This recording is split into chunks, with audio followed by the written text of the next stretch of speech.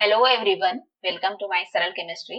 आज की इस वीडियो में हम सीखेंगे थर्मोडायनेमिक प्रोसेस। थर्मोडायनेमिक प्रोसेस कितने टाइप के होते हैं, types of thermodynamic process. Total हमारा थर्मोडायनेमिक प्रोसेस 8 टाइप के होते हैं। यहाँ पे 8 कितने कितने हैं? Reversible, irreversible, cyclic, isothermal, isobaric, isochoric, adiabatic और पॉलीट्रॉपिक।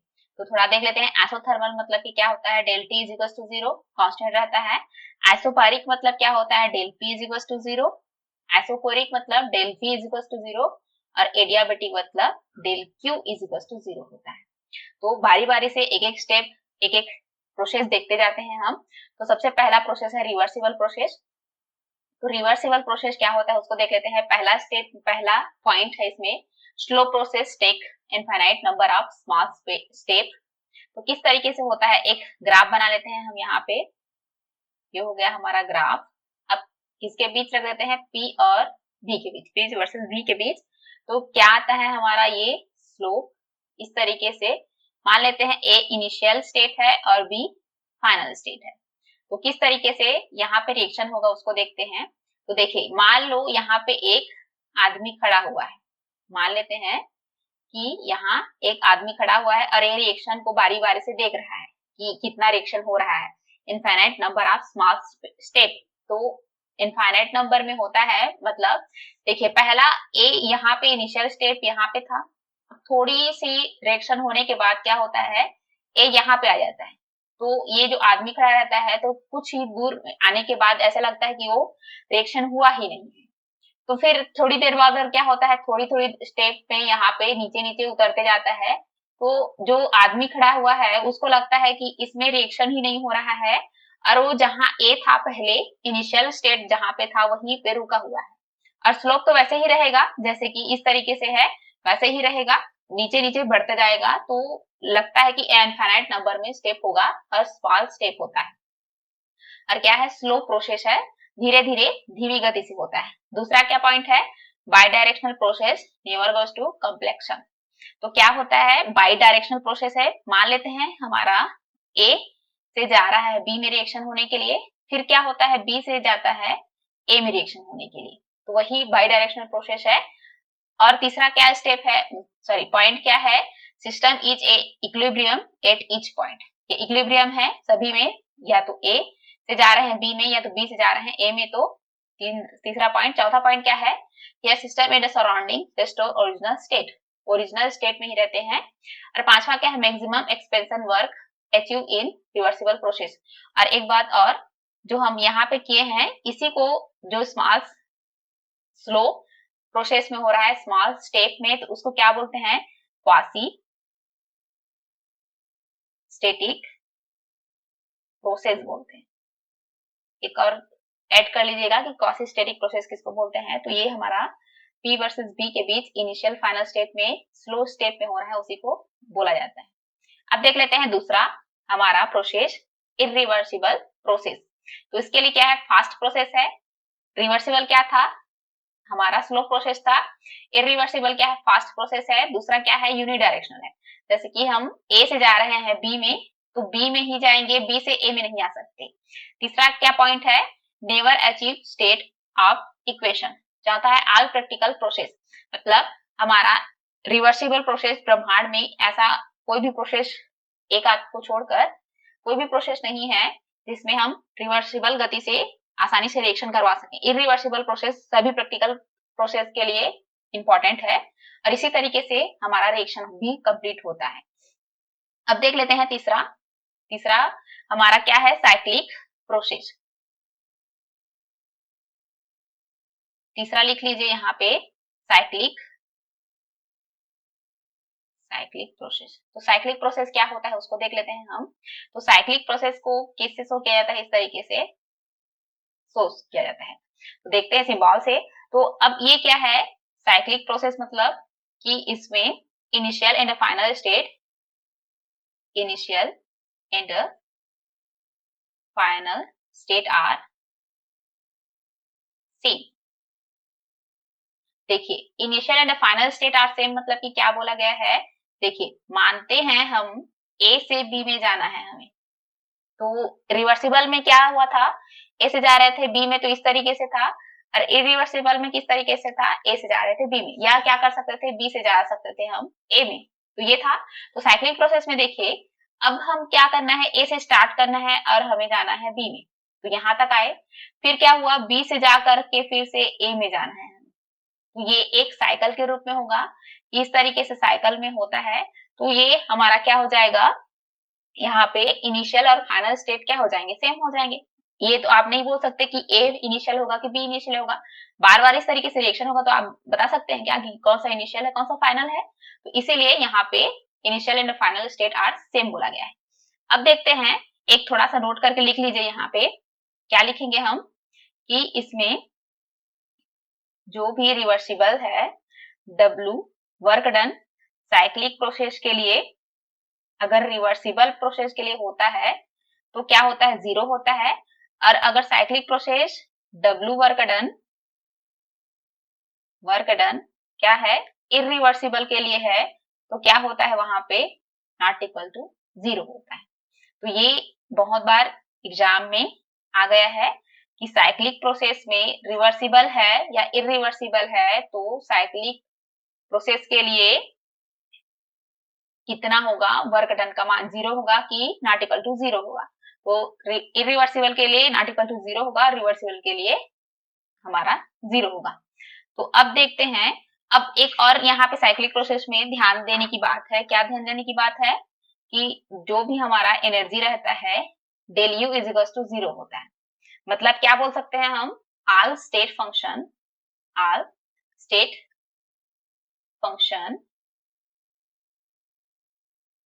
इज इक्वल टू 0 बोल सकते हैं।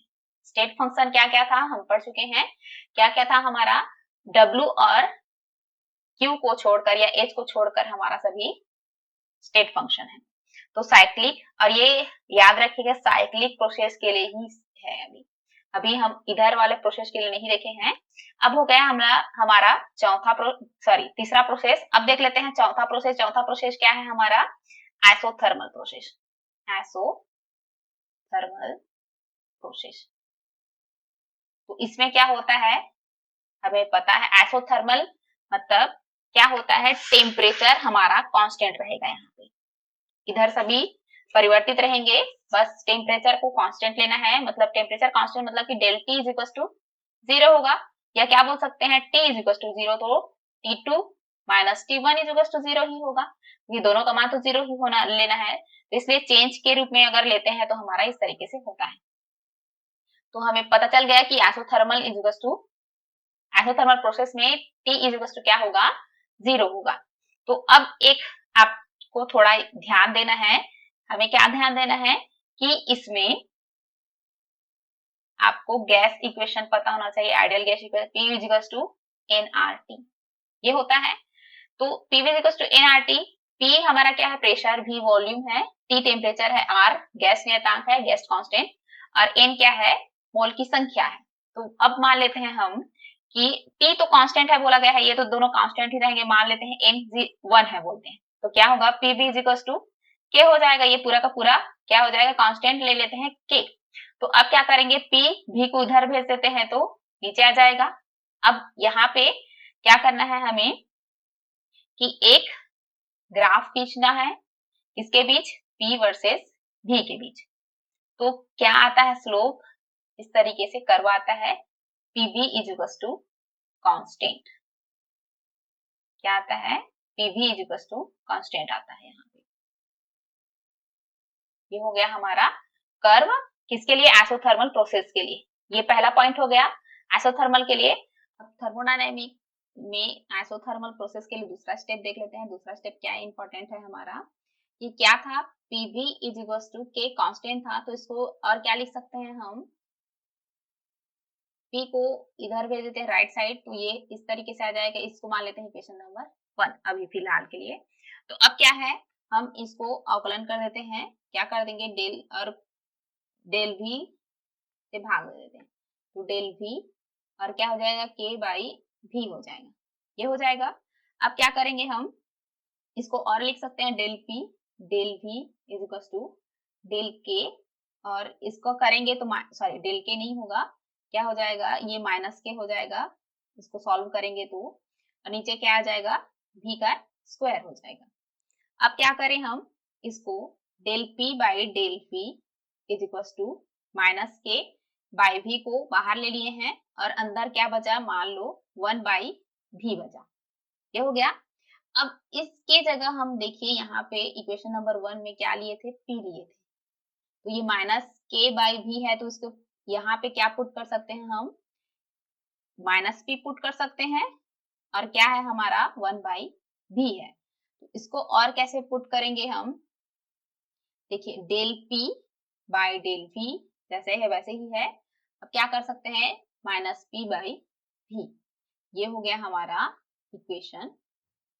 मोस्ट इंपॉर्टेंट ये पूछा गया है आइसोथर्मल के लिए, del p by del v is equal to क्या होता है, क्वेश्चन आया था इस तरीके से, आइसोथर्मल प्रोसेस था और इस तरीके से क्वेश्चन आया था, तो आपको ये लिखना था, ये टिक करना था, ये option minus p by v करके। तो एक क्वेश्चन ये हो गया हमारा, या टॉपिक बोल सकते हैं। अब इसी में तीसरा टॉपिक आइसोथर्मल में ही देखते हैं, तीसरा पॉइंट क्या है कि del u is equal to N C V D T होता है, हमें सबको पता है, इसको और आगे डील भी करेंगे अगर पता नहीं है तो, वैसे आपको सबको पता होना चाहिए डेल u या डेल e दोनों को समान एक ही तरीके से लिखा जाता है, या तो डेल u यूज किया जाता है या तो डेल e यूज किया जाता है। तो हम क्या बोले हैं अभी, del u is equal to मान लो 0 है, क्योंकि टेम्परेचर इज इक्वल टू 0 है, ठीक है, तो ये आ गया हमारा तीसरा। अब आ जाते हैं चौथा पॉइंट के लिए, क्या है, del H is equal to N C P D T है, और dt क्या है हमारा 0 है, यहाँ पे भी 0 है आइसोथर्मल के लिए, तो डेल एच भी यहाँ पे क्या हो जाएगा, 0 हो जाएगा। देखिए एक एक स्टेप आगे आता जा रहा है हमारा, कि क्या है आइसोथर्मल के लिए del u is equal to 0 है, del h is equal to भी 0 है हमारा, ये हो गया। तो इसको भी ध्यान में रखिएगा, ये भी क्वेश्चन है एक। तो अब चौथा स्टेप हो गया, अब आते हैं हम पांचवें स्टेप में। पांचवा स्टेप क्या बोल रहा है कि del u is equal to del h is equal to 0, इसको पांचवा स्टेप मान सकते हैं हम, ये हो गया। अब आते हैं हम छठवां पॉइंट में, इसका छठवां पॉइंट क्या है हमारा, कि फर्स्ट लॉ ऑफ थर्मोडायनेमिक्स से क्या होता है, फर्स्ट लॉ ऑफ थर्मोडायनेमिक, इसे भी हम पढ़ेंगे, बट यहाँ पे अभी प्रोसेस के लिए देख रहे हैं तो हमें ये इतना तो पहले पढ़ना चाहिए, ठीक है। तो अब क्या है, देखिए यहाँ पे वर्क डन बोला गया है, work done by the system या ऑन द सिस्टम, पहला लेते हैं ऑन द सिस्टम, और दूसरा है work done by the system. तो इसके लिए क्या क्या होता है हमें फाइंड करना है, इंपॉर्टेंट है ये भी पॉइंट। तो देखिए सिस्टम पर कार्य हो रहा है या सिस्टम पर वर्क हो रहा है तो क्या होता है, कंप्रेशन होता है, और W का साइन क्या होता है, नेगेटिव होता है, ठीक है। अब क्या है, work done by the system, या सिस्टम काम करता है, सिस्टम खुद काम कर रहा है तो एक्सपेंशन होता है, तो यहाँ पे W का मान क्या हो जाता है, पॉजिटिव हो जाता है। तो इस तरीके से हम देखना है हमें, फर्स्ट लॉ ऑफ थर्मोडायनेमिक्स में एक्सपेंशन हो रहा है या कंप्रेशन हो रहा है, उस हिसाब से।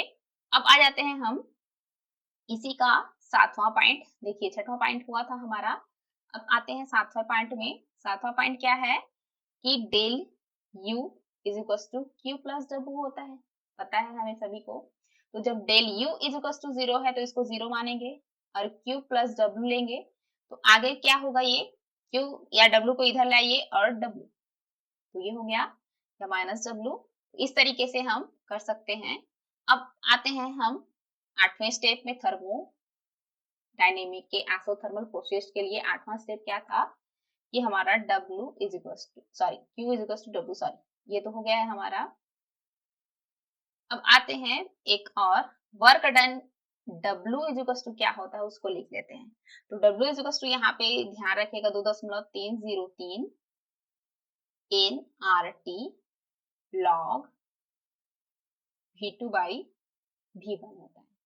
ये मोस्ट इंपॉर्टेंट है आइसोथर्मल के लिए। अगर क्वेश्चन आता है, वर्क डन पूछता है, तो ये हमें लिखना है और ये देखना है कि वो एक्सपेंशन के लिए है कि कंप्रेशन के लिए है। तो इस हिसाब से हम यहाँ पे नेगेटिव और पॉजिटिव भी यूज करेंगे। तो ये हो गया। एक और आता है इसी से रिलेटेड, देखिए यहाँ पे क्या होता है, PV is equal to NRT होता है आइडियल गैस।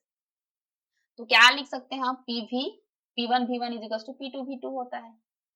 तो P और V क्या है हमारा, एक दूसरे के इनवर्सली प्रोपोर्शनल है। इनवर्सली प्रोपोर्शनल है मतलब कि अगर V1 बड़ा है तो P1 क्या होगा, छोटा होगा। तो इस तरीके से अगर हम देखना है तो एक और W का इक्वेशन आ सकता है 2.303 NRT log ये P2, यहाँ पे V2 था तो यहाँ पे क्या हो जाएगा, P1 हो जाएगा और यहाँ पे P2 हो जाएगा। तो इस तरीके से हमारा ये इंपॉर्टेंट 2W का इक्वेशन है, तो उसको आप लोग को ध्यान में रखना है। मतलब P1 is equal to K V, तो इस तरीके से हमें लेना पड़ेगा। तो ये हो गया इंपॉर्टेंट वर्क डन का फार्मूला आइसोथर्मल प्रोसेस के लिए। तो आइसोथर्मल प्रोसेस में ये हमारा चौथा वाला आइसोथर्मल प्रोसेस कंप्लीट हुआ।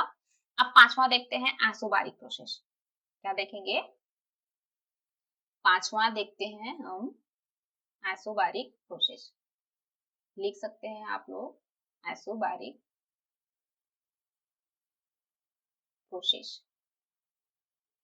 इसके लिए भी इंपॉर्टेंट पॉइंट देखना है, देखिए। और ये सभी पॉइंट हमारा पूरा का पूरा इंपॉर्टेंट है।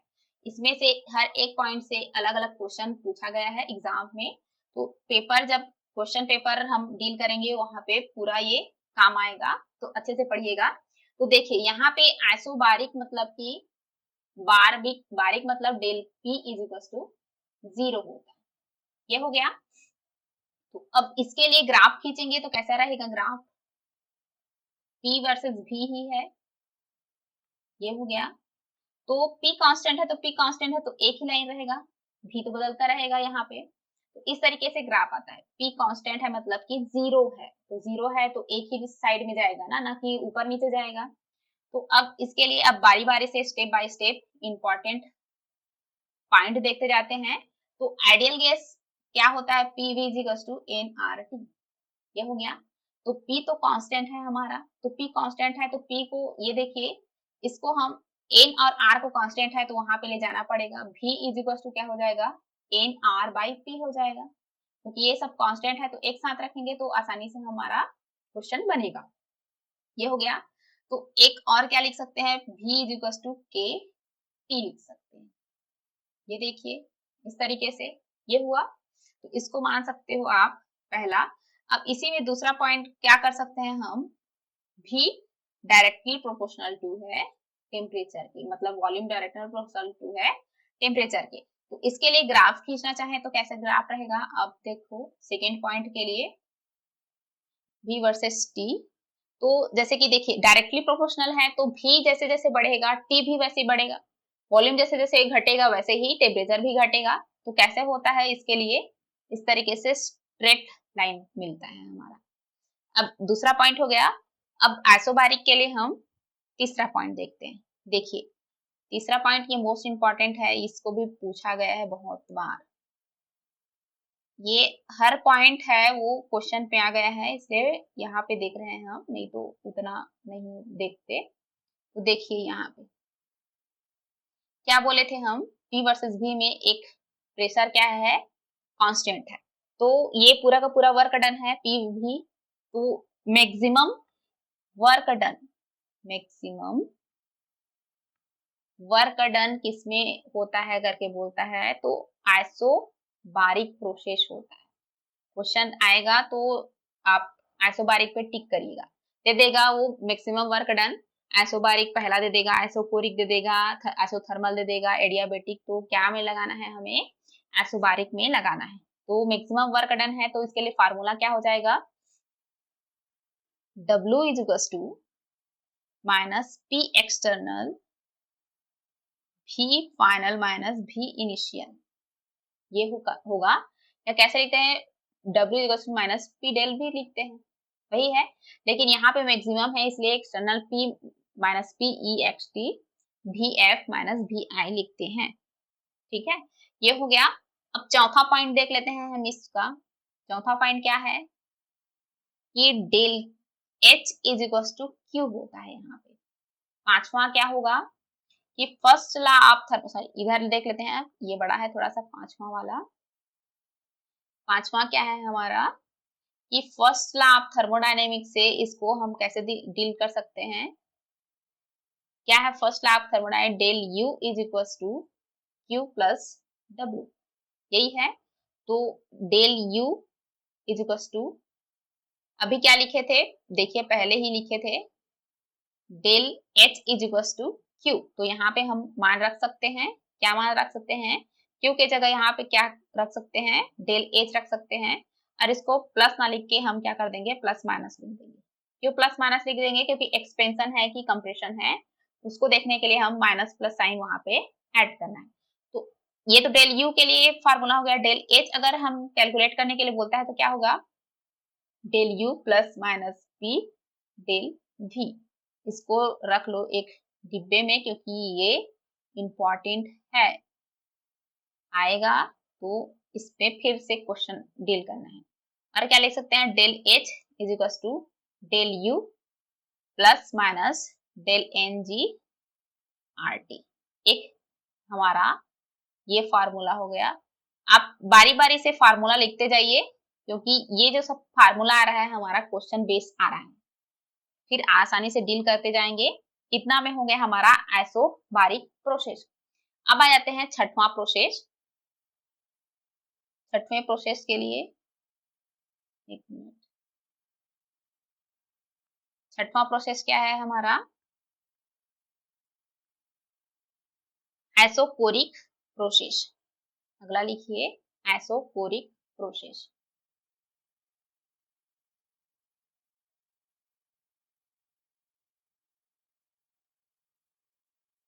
ये देखिए, तो आइसोकोरिक प्रोसेस के लिए del V is equal to 0 होता है। आयतन क्या होता है, कांस्टेंट होता है, स्थिरांक होता है। तो अब स्टार्ट करते हैं हम इसके लिए पॉइंट पॉइंट लिखना। तो सबसे पहला पॉइंट क्या लिखना है हमें, ये तो सबसे पहला पॉइंट ये है del V is equal to 0।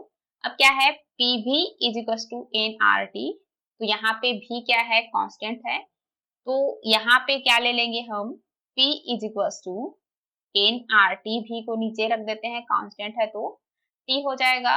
अब क्या है, P के T, ये हुआ। अब क्या रख सकते हो, या इसमें P डायरेक्टली प्रोपोर्शनल टू है टेम्परेचर के, मतलब कि प्रेशर डायरेक्टली प्रोपोर्शनल है टेम्परेचर के। तो इसके लिए अब आपको ग्राफ खींचने के लिए बोलता है तो कैसे लिखोगे, एक साइड क्या कर देना, P कर देना और T। तो अब बताओ, सॉरी T कर दी हूं मैं, यहाँ पे भी होगा। अब देखो जैसे कि प्रेशर कांस्टेंट था, तो प्रेशर कांस्टेंट था तो प्रेशर के साइड हम क्या किए थे, एक लाइन खींचे थे। तो वॉल्यूम कांस्टेंट है तो वॉल्यूम के इस तरीके से हम कांस्टेंट लिखेंगे ना, ये ग्राफ आइसोकोरिक के लिए आएगा इस तरीके से। देखिए अब यहाँ पे वॉल्यूम ही रहेगा, वॉल्यूम कांस्टेंट है तो एक वॉल्यूम इस तरीके से आएगा। तो जैसे जैसे हमारा प्रेशर बढ़ता जाएगा तो वॉल्यूम क्या होता है, कांस्टेंट ही हो रहा है, तो वहां पे नहीं होगा, यहाँ पे प्रेशर कांस्टेंट है, तो इस तरीके से ग्राफ खींचे थे। अब क्या है, अगर हम P वर्सेस या क्या है प्रेशर वर्सेस टेम्परेचर के बीच ग्राफ खींचते हैं तो कैसे आएगा, ये बार बार वॉल्यूम ही लिख डाल रही हूँ मैं, यहाँ पे क्या लिखना है हमें, टेम्परेचर। तो देखिए डायरेक्टली प्रोपोर्शनल है, मतलब जैसे P वर्सेस T के बीच में आया था वैसे ही P वर्सेस T के बीच में भी स्ट्रेट लाइन आएगा। और एक बात और यहाँ पे थोड़ा ध्यान रखिएगा, क्या ध्यान रखना है बात है यहाँ पे, जैसे कि आइसोबारिक में क्या था, मैक्सिमम वर्क डन बोल रहे थे, ये वर्क डन यहाँ पे क्या होता है, 0 होता है। तो कहीं पे भी आइसोकोरिक प्रोसेस आता है तो याद रखिएगा वर्क डन की क्या होता है, 0। यहाँ पे लिख सकते हो 0 वर्क डन, 0 वर्क डन।